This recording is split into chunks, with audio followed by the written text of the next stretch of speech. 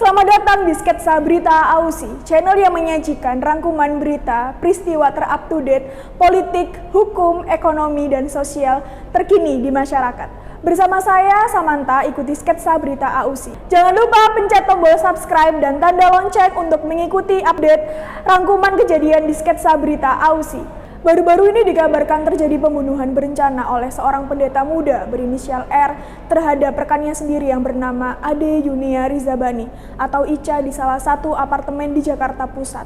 Pembunuhan ini menyita perhatian publik. R menghabisi Ica yang berusia 36 tahun di sebuah apartemen di Jakarta Pusat dan membuang jasadnya terbungkus dengan plastik. Kasus ini terungkap dari penemuan mayat Ica yang terbungkus plastik hitam di Jalan Kalimalang, Pondok Gede, Kota Bekasi pada Selasa, 18 Oktober 2022. Kasus pembunuhan ini menyita perhatian publik lantaran sang tersangka dituding sempat tersenyum-senyum saat membuang atau membawa jasad korban bernama Ica dengan terbungkus plastik saat berada di dalam lift. Dari pengakuannya sendiri, R sebenarnya berencana menghabisi 3 orang, diantaranya adalah Ade Yunia Rizabani sendiri. CCTV apartemen Pramuka merekam detik-detik sebelum pembunuhan dan pembuangan jasad korban Ade Yunia Rizabani ke kolong tol Becak Kayu Bekasi, Jawa Barat.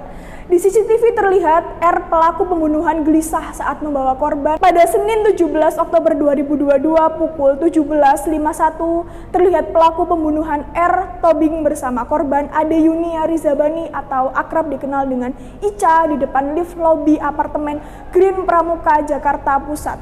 Saat menunggu lift, terlihat R mulai gelisah. Detik-detik berlalu, kegelisahan R semakin nampak, sementara korban terlihat tenang. Begitu pintu lift 11 terbuka, R segera memasukinya diikuti korban. Kegelisahan R semakin menjadi di dalam lift menuju kamar apartemennya yang saat itu di CCTV menunjukkan pukul 12.55. Di dalam lift, ia menghadap ke semua arah dengan gerak-gerik terlalu gelisah. Tangannya pun mulai tak mau diam. Begitu lift terbuka di lantai 18, R langsung keluar menuju kamar apartemen diikuti oleh korban. Pada sekitar pukul 1 siang, kakak korban, Yoris, menghubungi adiknya melalui WhatsApp ingin bertemu, namun adiknya yaitu Ica menjawab tak bisa karena sedang sibuk.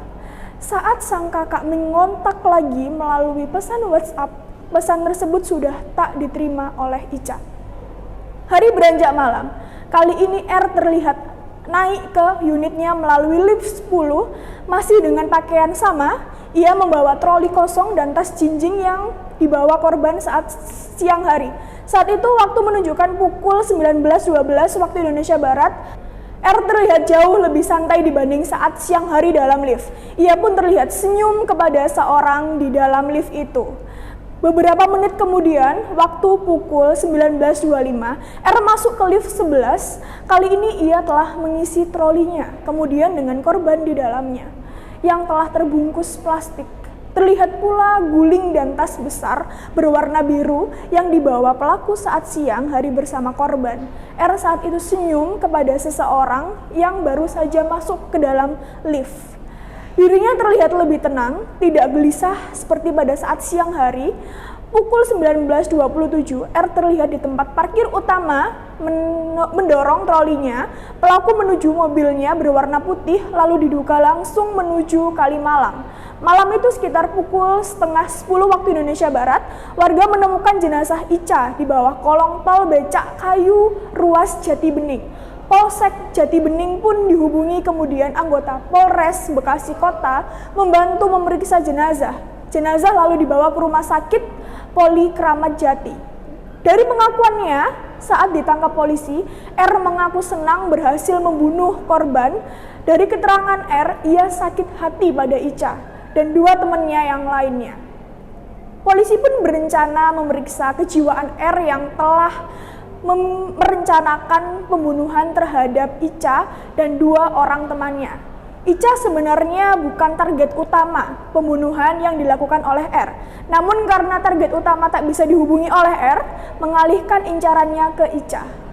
Dari penyelidikan, R diketahui merupakan terapis bagi anak berkebutuhan khusus. Ia juga diketahui pernah mengenyam pendidikan di Amerika Serikat, namun kemudian dideportasi